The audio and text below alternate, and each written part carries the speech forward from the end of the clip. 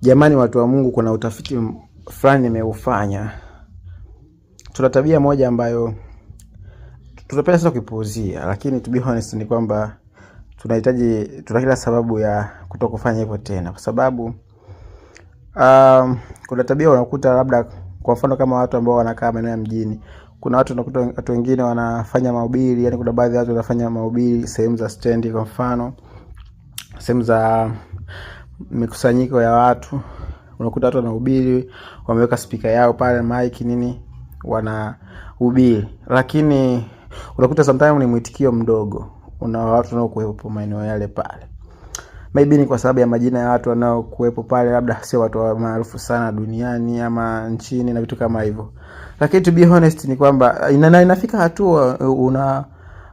hatua watu wanaoizunguka hiyo sehemu wanaona kama ni kero, watu wanapigiwa kelele ama ni wanajitafutia kipato na vitu kama hivyo. Lakini to be honest ni kwamba wanafanya vitu ambavyo vimeandikwa kwenye Biblia.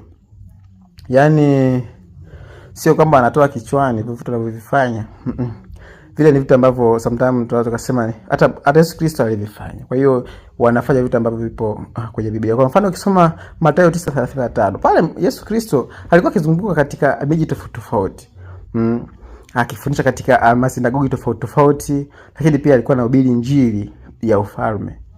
Hapo ni Mathayo 9:35. Ukipata nafasi pitia. Umeona bwana. Kwa hiyo kuna vitu tofauti tofauti ambavyo unatakiwa sasa sisi kama binadamu tunatakiwa tuviache, yani sio vizuri. Marko 16 pale 15 kabisa. Anaonyesha kabisa, anasema enendeni ulimwenguni kote, mkaihubiri injili kwa kila kiumbe. Kwa hiyo wanachokifanya wale sio kwamba wanakosea, isipokuwa sisi tunachukulia poa, tunaona kama watu wanasumbua au namna gani, lakini to be honest ni kwamba sisi ndio tunakosea. Umeona? Sasa unapokutana na Paulo alipokuwa akihubiri katika mji wa Ethane, akizungumza na watu katika masinagogi tofauti. Na nadhani pia kwa sokoni. Ukipata nafasi pia unatoka itafuta, sikumbuki ni sehemu gani, lakini ni kwamba all in all tujue kwamba kuna umuhimu wa wale watu, tusiwachukulie kama wanatusumbua au namna gani, lakini tuelewe kwamba wanachokifanya ni maandiko matakatifu ambayo yameandikwa kwenye Biblia na hawakosei. Sasa kwa ujumbe leo, siku ya Jumapili, nimeamua nikupe hiyo ukae nayo rafiki yangu. Itakusaidia. Tusiwachukulie poa wale watu wana ujumbe.